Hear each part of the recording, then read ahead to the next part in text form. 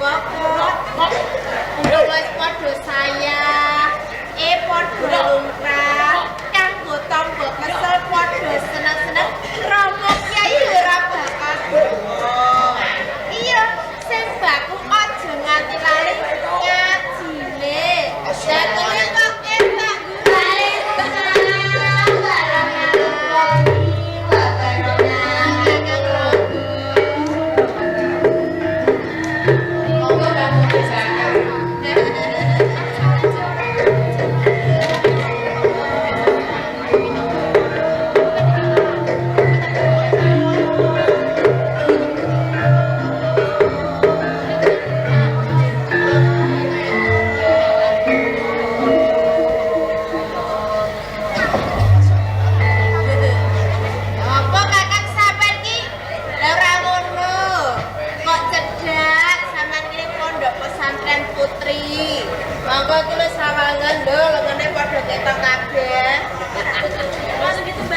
Hasanah perkara apik iki wiwitane sapa? Ngono ya Kakak.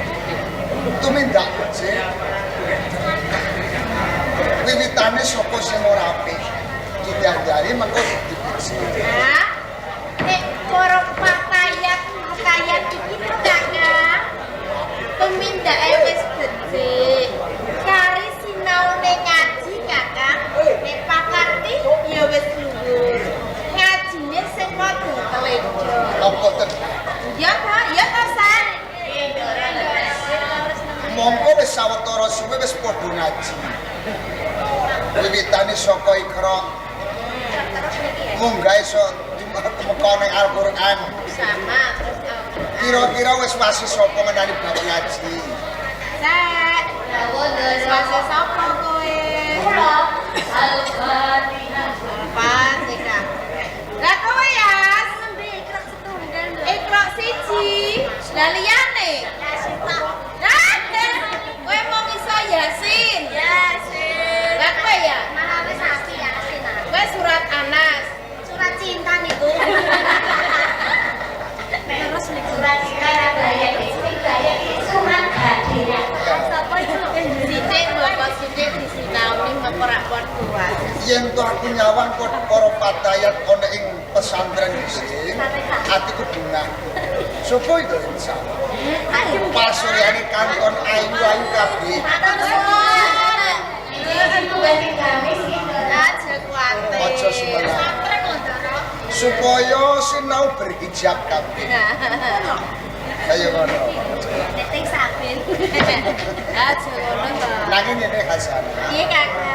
Mergono wigati sing bakal tak kandhani lan kuwi, aku butuh pirang. Sawetara pesek lan anak-anake kena papan ing Ngono ya Kakak. Wis sek lan kowe kabeh para patayat padha ning buri kono nyuwun dawuh lan Rama Yai uga Ibu Nyai apa sing kudu ditindakake lan dirampungke. Wis to akeh dawuh. Anak-anak ya ya. Sekarang jangan mulai ya. Anak-anak sudah dibuka ya.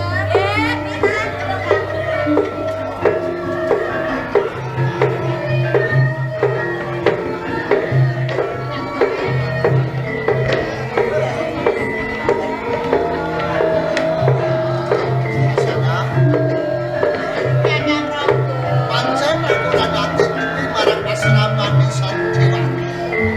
Lan sepisan iki aku sengaja nalika. Apa meneh aku bisa ketemu kelawan kowe Hasanah. Banjir. Iki ana kawigati. Isi Kakak. Kaya sabar lo. Ih, lho, lah kira ngurip orang ngurip lho ya. Mangko wudu. Kakak, yen ta pancen ana wigati, jenenge wigati bab apa to? Yen to babagan ngaji sinau ngenani bab kawruh agama Islam. Wiwit saka akidah fikih lan liya-liyane aku percaya kelawan iku. Nanging sing bakal tak kandhake lan kowe iki perkara ati. Perkara ati Kakak. Wis sawetara suwe aku mapan manyiswa ana ing pondok pesantren Gesing. Kena diarani aku santri senior. Santri sing tuwa. Iya. Umpama ora ana panjenengane Kiai Haji Samsudin sing wajib menehi mulang muruk kelawan para santri ki aku. Bener Kakang. Mongko yen to diwawas aku wis umur. Umpama aku mangku kelawan wong wadon tegese duwe bojo kuwi wis patut.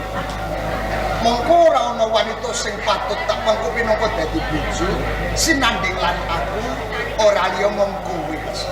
Cekane aku tresno karo sampeyan.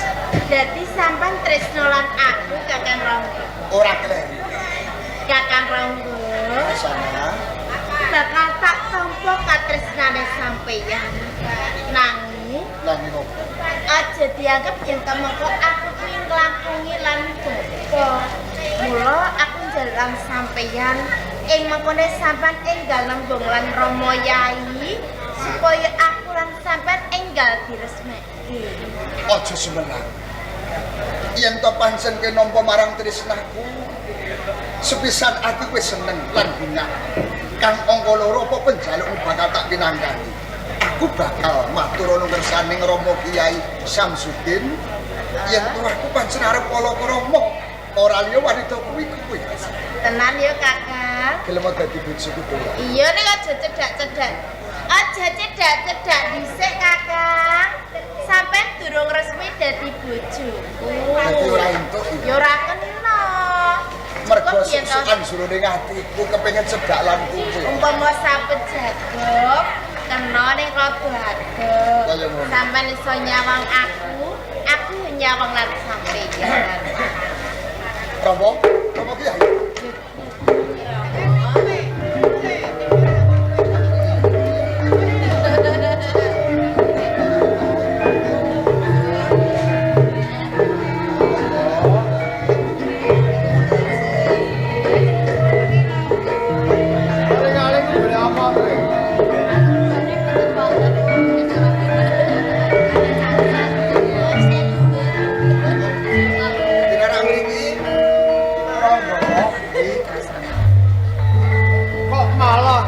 Mapan ana ing papan panggonane papan. Cedak karo anakku Kasana. Ora sinau ngaji cedak karo wong wadon. Sing mbok arepake piye, Rangga? Ageng bakat sampun Rama Kyai. Menawi kula wonten dunyangan wonten ing asramane santriwati. Kula ketemu lan yoga Adi Hasanah. Jalaran kula tresno lan hasanah. Tresno. Sing mbok karepake tembung tresno ki tresno sing kepiye, Rangga? Mugi kasembadan kula pala krama. Adi Hasanah badhe kula wengku pinangka dados bojo kula. Ngono. Menapa Rama Kyai paring idilan pangestu. Menawi Hasanah kula wengku pinangka dados bojo kula. Nek aku menehi pangestu karo ibune kono, kowe piye, Bune? Aku ngaten nggih mawon, menawi bocah wis padha senenge nggih monggo katut putra panjenengan. Kasana. Kasana. Iji Rama Yai. Ora sandadak ndak ambali yen to Rangga tembung tresna karo kowe. Terus kowe kok piye, Nduk? Sampun kula tampi kok Rama Yai. Mbok tampa. Injih. Aku malilahi, Rangga.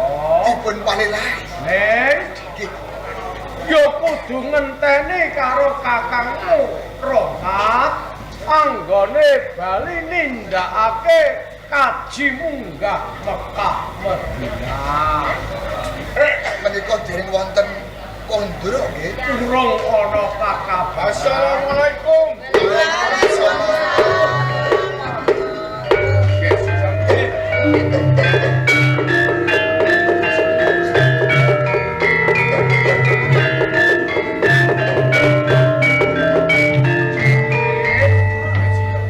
Nalika kowe ndak utus supaya nderekake Rahmat tumuju Mekah Madinah, kok balimu ana ing pondok pesantren Gesing Kaijenan tanpa Rahmat.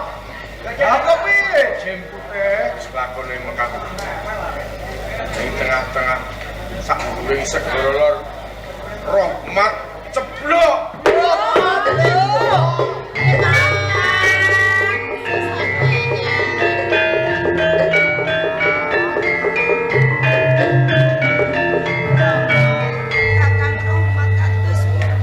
Mbok menawa durung pepestining panguwasaning Gusti Allah Subhanahu wa taala. Kowe karo menteri mengko cawe sesaji nganggo busana setengah nglegena ngupadi bojomu Rahmat ya. Istirahat jauh. Ayo, ayo, Budi, ayo. Ayo jemputan.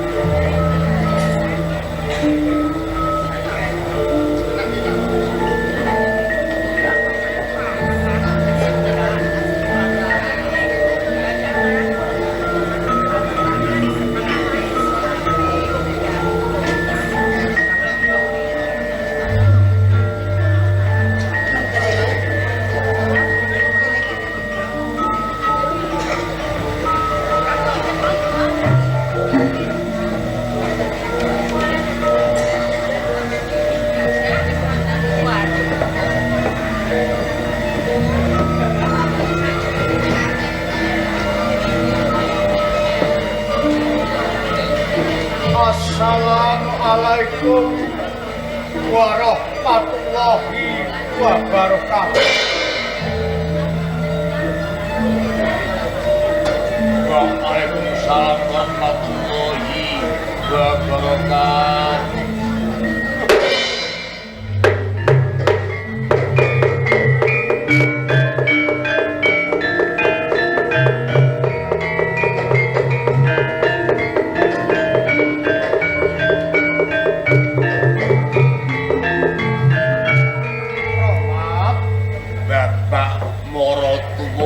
Yaji Samsudin miturut aktore Jim Putih yen tokoe ceblok ana ing segara lor.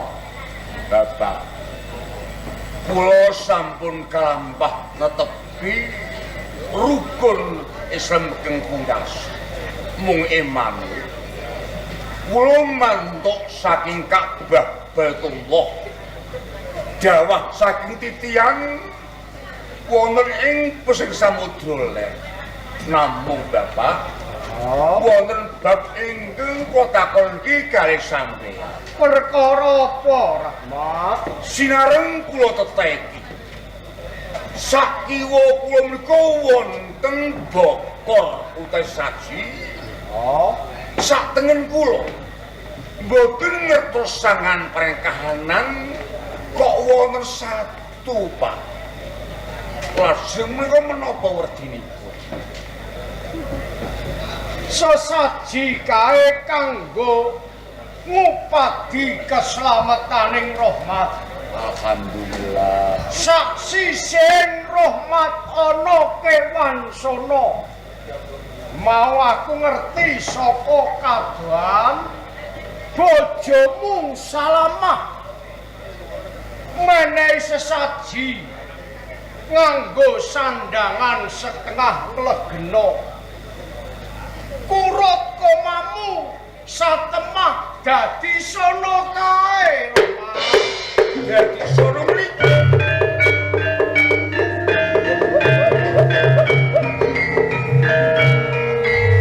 Bapak Samsudin kula kedah trimah ing pepancen mboten nami mungkal menawa sampun ngersakaken Bapak Samsudin.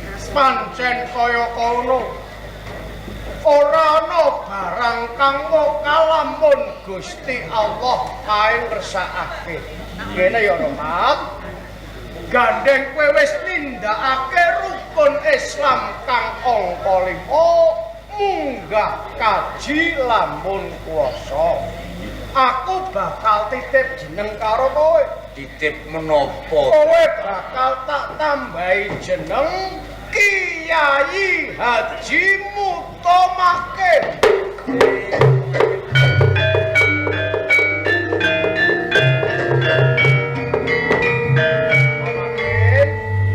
Iki digotak-gathukke gen mantuk. Kowe tiba ana ing segara lor, tiba terus kelek. Kapan kono katelaut cibolek.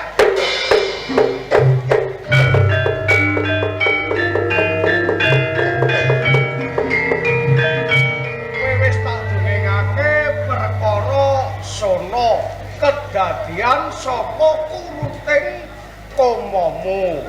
Saiki kari kowe sono iki miturut agama Islam nek nyenggol kulite najis, nek mangan daginge haram. Terus karepmu piye Mutomakin? Bapak Samsudi. Ya, Duga-duga kabeh niku gumantung keng amesta. Nanging menggengku mboten. Kula mriku nggih diteng Allah, asu nggih teng Allah. Dados ketang asu menika dipun ajesaken badhe kureksa kadene kersa piyambak. yen to kaya ngono, asu iki wis mbok anggap kaya dening sedulurmu dhewe. Yen ngono apa pantese dikeki jeneng Asu kirek niki. Ya ya. Kok jenenge Abdul Po.